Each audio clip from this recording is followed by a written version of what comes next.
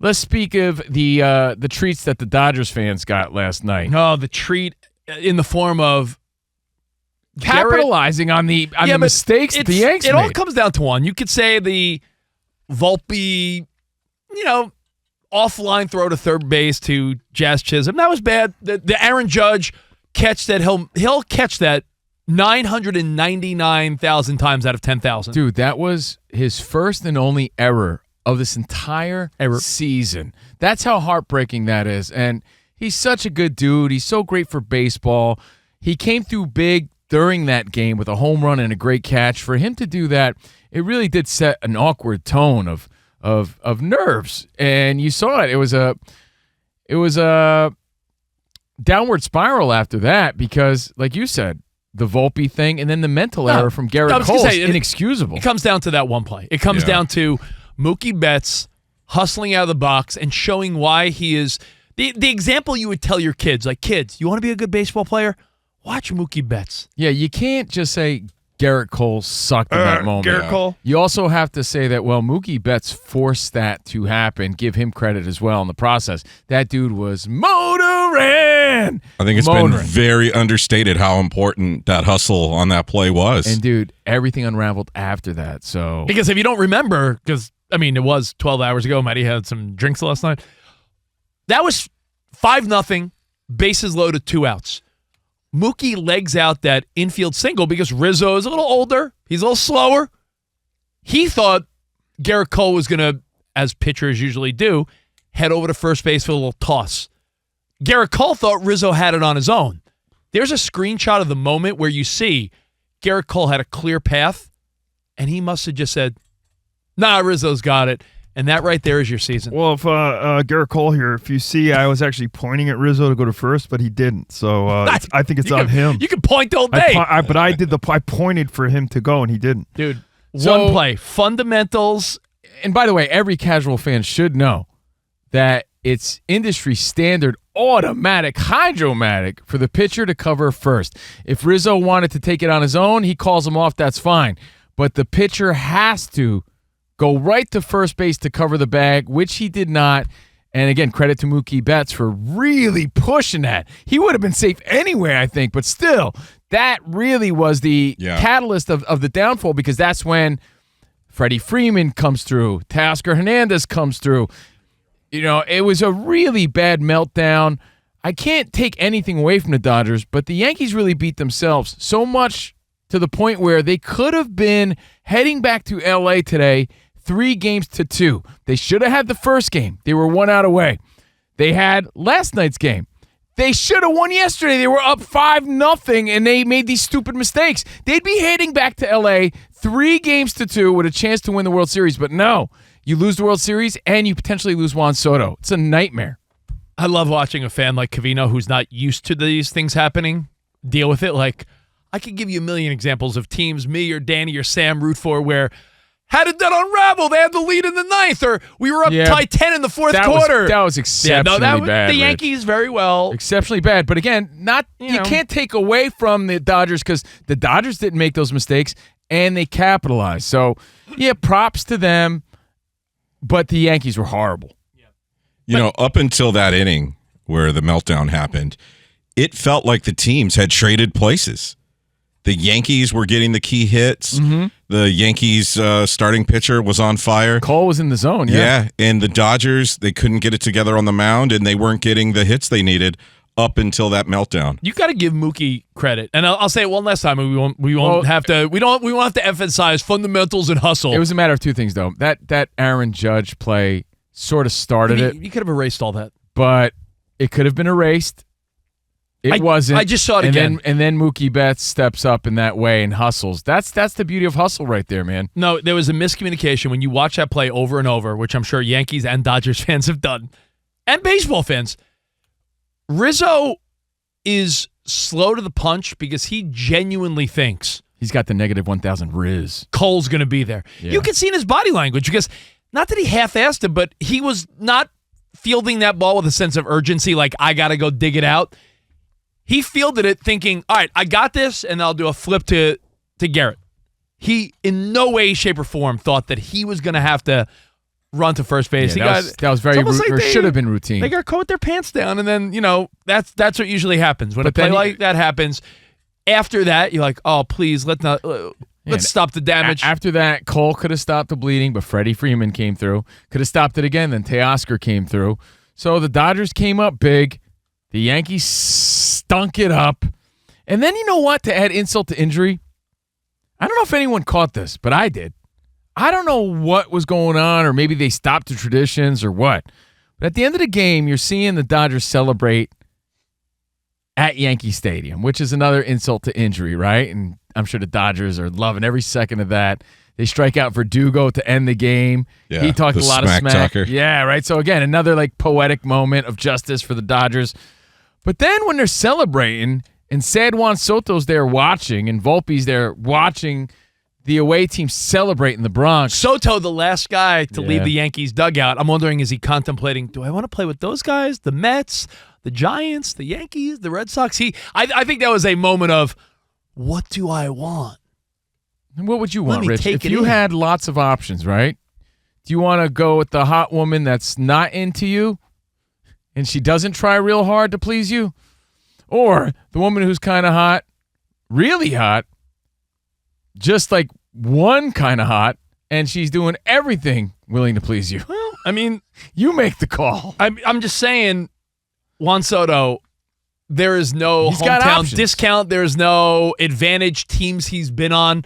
He's chasing the bag, and he's chasing an opportunity. Yeah, he's negotiating now. Yeah. But to add more insult to injury, at the end of the game when they're all celebrating, Soto's there watching. That will be me next year with the Dodgers. Or Los Mets. They're playing Frank Sinatra, Start Spreading the News. Since when did they play? Since when? I don't know. Since when did they play Old Blue Eyes for the opposing team? They used to play Liza Minnelli's version. Yeah. You don't give the away team Frank Sinatra, New York, when L.A. wins. It's funny you mentioned that because I noticed that during the Fat Joe loss by the Yankees. They were playing that at the end. And I was like, that seems strange that they would play that as the Dodgers are celebrating that first win in New York. They used to play the weak-ass like Liza Minnelli New York version. Just because it's part of the tradition. But, hey, the Yankees lost, so you get this song. When the Yankees win, that's where you get Frank Sinatra. I don't get that. Everything bothered me about it. It's hard to have fun on Halloween when you wake up, silent morning, miserables, your team just lost. But, again, no sour grapes. I tip my Miyagi-Do headband in honor. Yeah. In honor to the Dodgers. Congratulations, Dodgers. Congratulations, Dodgers. You're the All-Valley champions. Yeah. Enjoy your parade. And you got a free fireworks show in your neighborhood last night. True, and I'm all tagged up with Dodgers spray paint all over my house. Yay. And by the way, honestly, sincerely, to all our Dodgers friends, especially you, Danny G. Hey, congrats. I'm happy for you and your family. I really, really am. I don't want to have sour grapes, but I'm just giving you my side as a frustrated Yankees fan. Now, my wife brought up an interesting observation, and then Danny texted us something interesting, and it has to do with celebrating, right? You brought up how they had New York, Sinatra playing.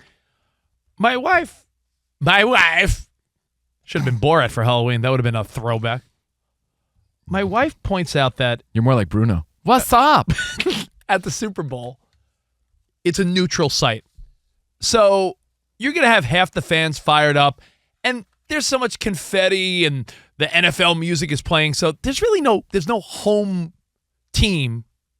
Technically there is, based on they get to choose their uniform. Right. But the NFL is a neutral site, so if your team wins, it's crazy.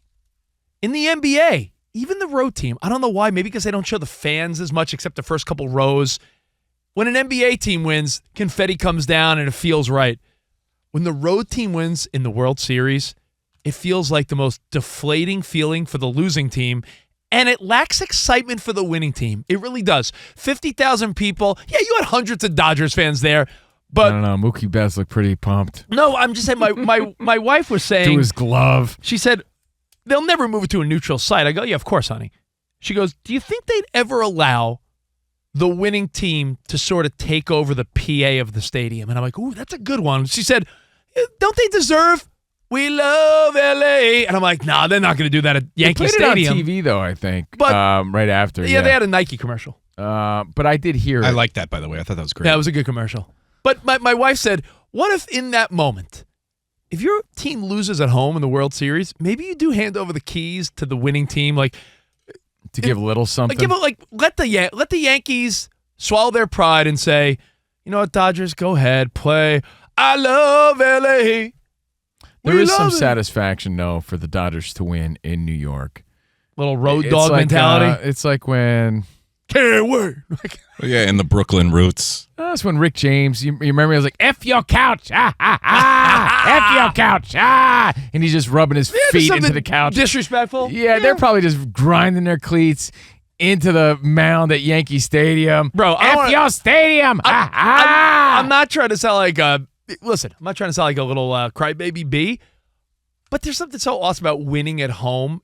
And, of course, you just want to win. Damn, I would want any of my teams to win. Winning in front of your hometown 55,000 fans is way better, no doubt. Yeah, but so, of course, it does. It's like they're our daddy now. You know, there's something insulting about winning. There's a nice little stamp to the gut when you see them dancing, having fun at the away stadium. Danny, There's a few ways to look at it. a World Series, you're never going to say no. Congratulations. You had one that some people would say was half-assed in 2020. I don't think that. You I had never one thought in that. 1988 when you were just a little boy, and now you got this one.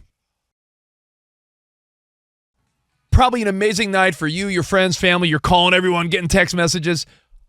If they had one Game 6 Friday at home in their home whites and the crowd went nuts, there is something that you miss when you're winning on the road, no? For everybody else, for me personally, I'm glad it went down the way it did because where are we going to be at tomorrow?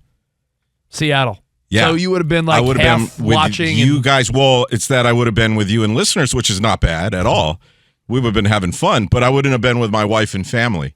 That's cool. Yeah, because halfway through that game, when the Dodgers tied it, my wife turned and looked at me, and she was like, they better win because I don't want to be celebrating by myself tomorrow if we have to win back in L.A. Right, because we're going away. Yeah. Good point, man. Look, we hope you enjoyed it either way.